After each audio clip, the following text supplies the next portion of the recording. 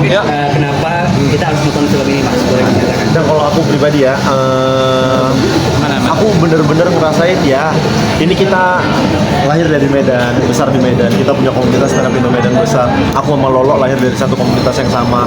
Akhirnya kita bisa main film yang ngangkat tentang Medan, semua segala macam tuh di film ini nih. Gitu. Penulisnya juga dari Medan, semua segala macam. Makanya aku tuh ngerasa, nih buat teman-teman yang di Medan, silakan nih ada film yang benar-benar ngangkat cerita tentang anak-anak Medan nih, ya begitu. Dan ini sebenarnya bukan cuma orang-orang Medan yang bisa menikmati, semua juga bisa nikmatin karena secara ceritanya general, enggak ada nyeritain tentang kota Medan apa semua segala macam. Setnya aja di Medan, tapi secara ceritanya general. Ada kesulitan dalam karakter atau mungkin dari membangun chemistry sama pemain lainnya nggak, Mas? Kalau itu alhamdulillahnya enggak ya, karena kebetulan mainnya sama Lolo, sama Andri, Mas Adi, sama Karin, sama Cia, Adi Sudirja yang kita udah ngobrol lama, udah ketemu. Paling yang baru ketemu tuh sama Michelle, aku baru pertama bareng Michelle di film ini, sama Andri, Mas Adi sih. Itu tapi karena kita ngumpulnya bareng, ngobrol semua segala macam, jadi lumayan gampang untuk proses syuting dan lain-lain. Mas boleh ajarkan untuk nonton film ini tanggal berapa rilisnya? Ya buat semuanya, jangan lupa saksikan film AIUIO Macem Betul Aja mulai 12 Februari 2026 di seluruh bioskop. Di mana kalian nonton? Silakan. Ya, apa tuh? Mana ngerti aku, siapa? Iya, tadi dia bilang siapa, tokoh masyarakat, bingung. Ternyata ada Wak Limpul di sana. Wak Limpul itu konten kreator juga di Medan yang itu kontennya di Medan tuh kita ada istilah gini. Ketua ada Limpul tuh 50.000. Jadi asal ketemu tuh ketua ada Limpul gitu. Dia tuh ketua Limpul bilangnya di sana. Limpul. Iya. Bang, ini aku mau nanya, ini kan Abang tuh dari main bola, terus stand up, main film. Dari pertama main film nih, kesulitannya apa sih? Sampai sekarang masih ada rasa sulit gak buat memperkenalkan karakter? Apa ya, kalau aku pribadi kesulitannya paling ketemu orang baru sih. Aku Adaptasi gitu. sungkan aja. Apalagi sama aktor-aktor baru. Iya, bener ya. Ada Matias Mucus. Sama Om Mucus aku nggak berani ngomong. Pertama takut salah, iya.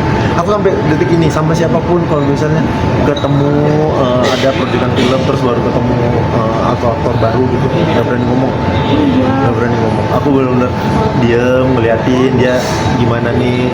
Padahal aku suka bercanda ya, tapi butuh 3-4 kali baru aku ngobrol. Minta saran-saran dulu nggak, Bang? Gak berani ya? Gak berani bener, aku bener-bener diem aja. Nanti kalau udah 3-4 kali ketemu, udah mulai cair, nah baru aku bercanda. Kayak begitu. Kesulitannya itu, ketemu orang baru itu sulit kali buat aku. Sulit kali ya gitu. Yang paling segan siapa deh? Dari beberapa Om Mucus. Karena nih, aku tadi lupa cerita, Om Mucus ini dulu aku pernah ketemu, tapi aku jadi komedi konsultan. Dia jadi pemeran utama. Nah, aku tuh ada momen ngasih masukan ke dia.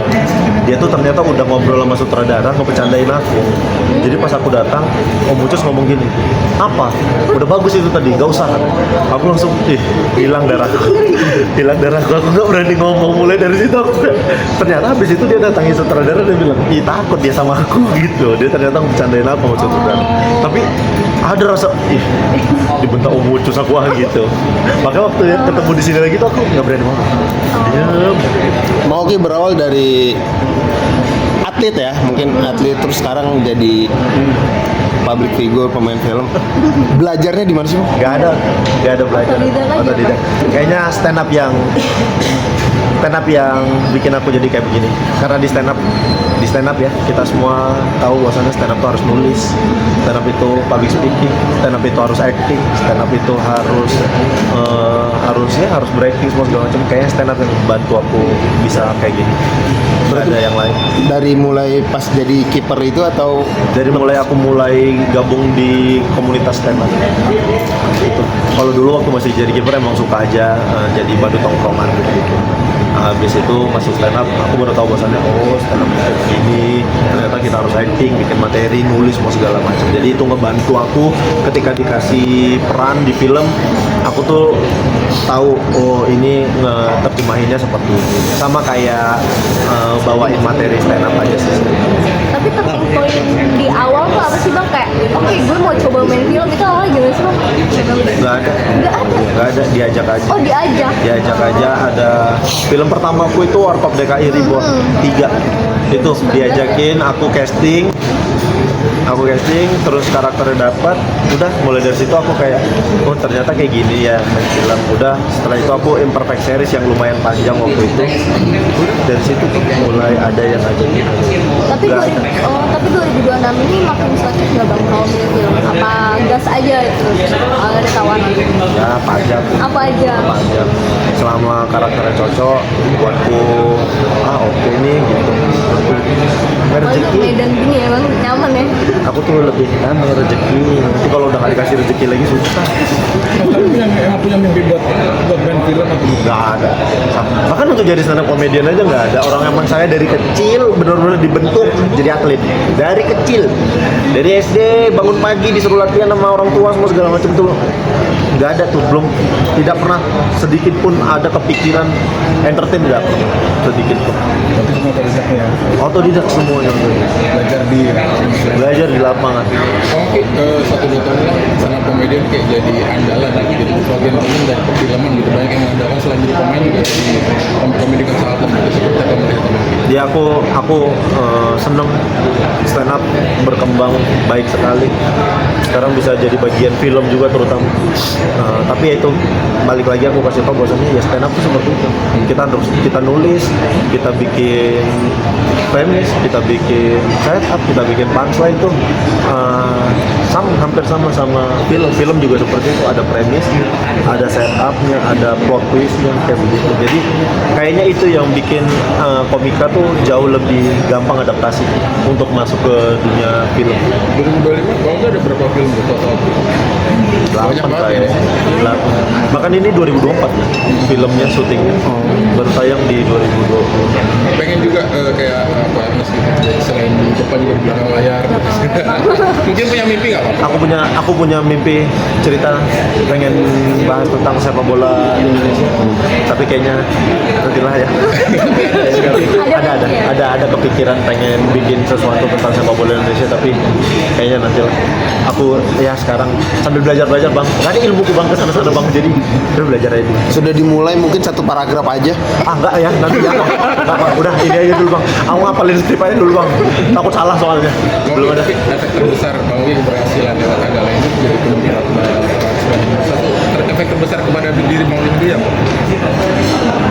Kehidupan lah bang, berubah. Aku bisa ngasih hal baik untuk keluarga aku terus. Itu aja sih yang paling berubah. Misalnya ngajak teman juga segala macam. Ya itu aku lakuin bang. Kalau bisa aku bawa teman-teman, aku bakal bawa apapun itu. Proyekan apapun itu, kalau aku bisa bawa teman-temanku, aku dipercaya buat teman-teman, aku bakal bawa. Tapi di sana memang sesolid itu ya Mas, Solid. komunitasnya. Benar sekali. Terima kasih ya. Mungkin Ya. tentang pengalaman stand up. Pernah gak sih kamu Bang Lucky di atas panggung tuh seperti morcing orang-orang gitu, orang-orang penting gitu Bang? Pernah. Pejabat, kepala negara gitu Bang? Kan kita kan ada diundang corporate gitu. Jadi ada beberapa kementerian gitu diundang. Apa sih Bang, itu sebuah kritikan apa emang pure ingin menghibur Bang, menurut Abang? Tergantung sih sebenarnya kayak begitu, tergantung sudut pandang penonton. Kalau mereka mikir itu kritikan buat mereka ya kritikan, tapi kalau buat mereka itu hiburan ya hiburan. Itu tergantung sudut pandang. Apalagi komedi gue kasih tahu ya, kita nggak bisa menyenangkan semua hati orang. Lucu buat orang lain belum tentu lucu buat yang lainnya lain. Jadi aku nggak pernah khawatir akan hal seperti itu. Kalau ada yang bilang kau nggak lucu, ya nggak apa-apa, memang aku nggak lucu buatmu, tapi kan buat yang lain lucu. Jadi itu tergantung perspektif dan pandangan si penontonnya seperti apa. Bang Oki, tanggapannya untuk Bang Panji itu gimana nih sekarang? Pokoknya semangat ya, itu aja, aman terus.